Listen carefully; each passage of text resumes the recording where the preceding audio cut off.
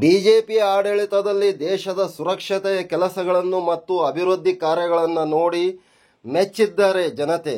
ಈ ಬಾರಿಯೂ ದೇಶದಲ್ಲಿ ಬಿಜೆಪಿ ನೇತೃತ್ವದ ಸರ್ಕಾರ ಖಂಡಿತವಾಗಿಯೂ ಆಗೇ ಆಗುತ್ತದೆ ಎಂದು ಮೈತ್ರಿ ಅಭ್ಯರ್ಥಿ, ಹಾಲಿ ಸಂಸದರು, ಕೇಂದ್ರ ಸಚಿವರೂ ಆದ ಪ್ರಹ್ಲಾದ್ ಜೋಶಿ ಅವರು ಸಂತಸ ವ್ಯಕ್ತಪಡಿಸಿದರು.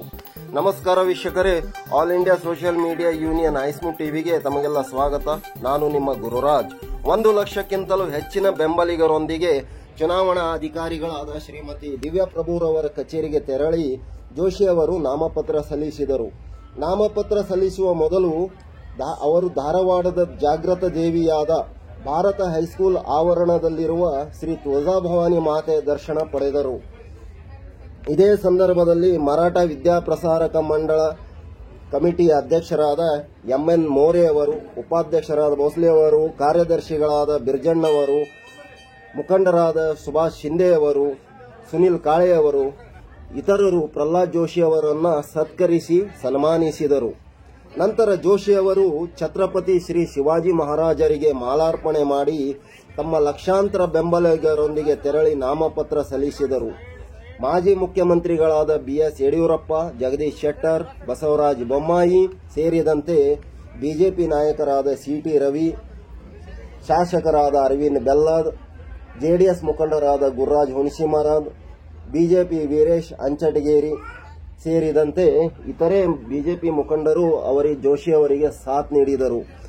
ಕರ್ನಾಟಕ ಲೋಕಸಭಾ ಕ್ಷೇತ್ರಗಳಲ್ಲಿಯೇ ಭಾರೀ ಕುತೂಹಲ ಕೆರಳಿಸಿರುವ ಕ್ಷೇತ್ರಗಳಲ್ಲಿ ಒಂದಾಗಿರುವ ಧಾರವಾಡ ಲೋಕಸಭಾ ಕ್ಷೇತ್ರದಲ್ಲಿ ಈ ಬಾರಿ ಜಿದ್ದಾಜಿದ್ದಿನ ಪೈಪೋಟಿ ನಡೀತಿದೆ.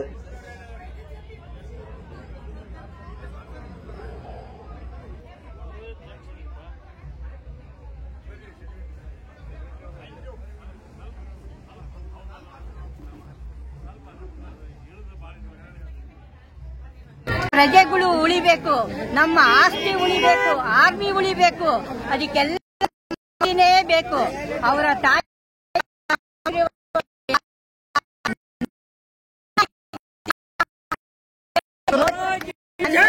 ನಾನು ಬೆಂಗಳೂರವರು ಇದ್ದೀನಿ. ಚಂದ್ರವತಿ ರವಿ ಕಿತ್ತೂರು. ಮೋದಿಜಿ ಹುಟ್ಟಿ ಬಂದಿರೋದೇ ನಮಗೆ ಬದುಕಿಸಕ್ಕೆ. ಮೋದಿಜಿನೇ ನಮಗೆ ಬೇಕು. ಇನ್ನ 10 ವರ್ಷ ನಮ್ಮ ಮೋದಿಜಿ ನಮ್ ದೇಶ ಆಳ್ಲಿ, 50 ವರ್ಷನೇ ಆಳ್ಲಿ. ನಮ್ ಮೋದಿಜಿ ಇಲ್ದ ಇದ್ರೆ ನಮ್ ದೇಶ ನಾಶ ಆಗೋಗ್ತಿದೆ. ನಾವೆಲ್ಲ ಹೋಗ್ಬೇಕು. ನಮ್ ಮೋದಿಜಿ ಬೇಕು, ನಮ್ ಮೋದಿಜಿ ಬೇಕು.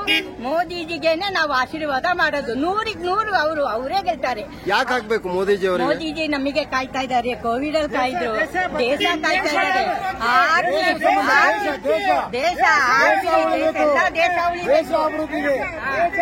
ದೇಶ ಅಭಿವೃದ್ಧಿಗೆ ಮೋದಿ ಅವರು ಇರಬೇಕು.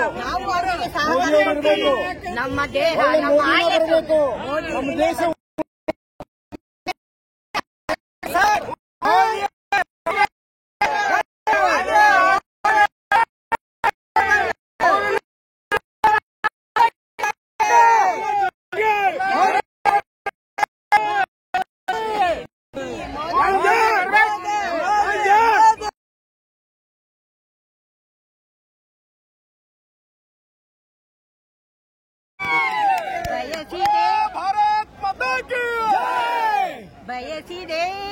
ಬಯಸಿದೆ ಮೋದಿಯ ಸರ್ಕಾರ ಬಯಸಿದೆ.